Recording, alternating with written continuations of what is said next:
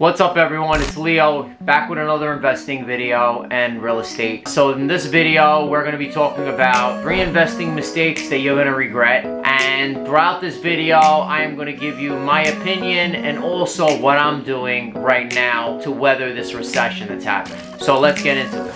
Now, the first mistake is not diversifying. So a lot of people say, just do real estate, just do real estate. I like to invest in a lot of different things. As in my previous videos, I like to put money into stocks. I like to put money into crypto. I specifically put money into Bitcoin. I put money into real estate, whether it's Airbnb, short-term, long-term rentals. I do duplexes, single-family homes, some flips. I even invest in collectible cards, watches, anything that's of value, that's collectible, that's considered an asset that you could borrow against. These are things that I do. So now that's because a lot of them, I tend to have hobbies and I enjoy them. So not only do I get enjoyment out of them, they also go up in value. That's my personal opinion. If you have extra money and you're sitting on the sidelines and you're looking to invest some money, you can find some good deals out there. There's always someone out there that's looking to dump one of their houses or their cars or something, and you just gotta be very diligent on scoping out and zeroing in on those items in the market that it's in. Like me, I'm big into cars and I like to follow certain cars and certain trends. I look and see who's posting it. I go on forums,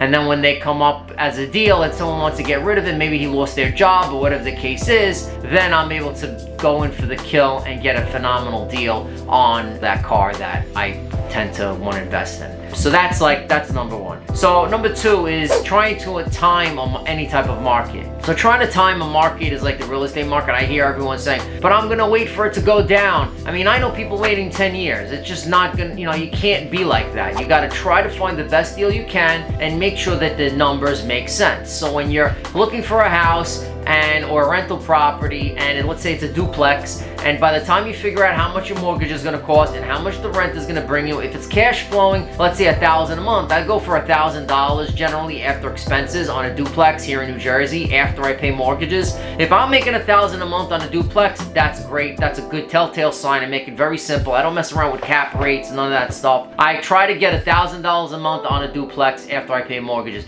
If that makes money, then I go for it. That's how I make it pretty simple. So that's just an example. And again, this is not financial advice. It's just what I do and what's made me millions of dollars over the last 25 years. Another thing that I want to talk about is investing in things that you know about. Like, I follow the crypto sector. I also follow the real estate sector very closely because that's what I do. I follow the playing cards sector, the exotic car sector. These are all things that I love and I am passionate about, that I follow. If you're gonna follow something that you don't love and you don't like, if you don't like real estate and you don't like it, you just want to do it for the money, then you're gonna have a hard time trying to really get a good deal and enjoy that way. Because I've brainwashed myself into becoming addicted to buying more assets and liking my money growing. Like, after you see some amazing investments that you make, you'll notice that over time you get addicted to it. You're like, oh, now I have 10 houses, I got 4 cars, they're all worth double what I paid. It becomes, you get addicted to buying more assets and investing. It becomes a game against yourself. And that's what's happened to me over time. Like, I've had so many things that's gone up in value before the pandemic that it becomes a game to me to see how many more can I buy, and then it's kind of like, wow, it's like at nighttime you say, I'm sitting in my bed sometimes and I'm like, wow, I can't believe I have so many tenants and I have so many houses and I have, so many assets that I own that are worth good money because all these years that I had them, I invested in them and I was able to pick certain things. My wife always tells me I have a good eye on picking what I think is going to go up in value in the future, whether it's playing cards or watches or whatever I like to choose. Because again, I'm passionate about these things. So I hope all these little tips were helpful for you to try to invest your money. But again, a lot of people like to talk bad about crypto and stuff like that it wasn't around for a long time. But look, at the end of the day, you got to do your own research and you have to do what's good for you and what makes you happy, because everybody is different. So I'll see you in the next video, and thanks for watching my video, and subscribe if you want to see anything similar to this.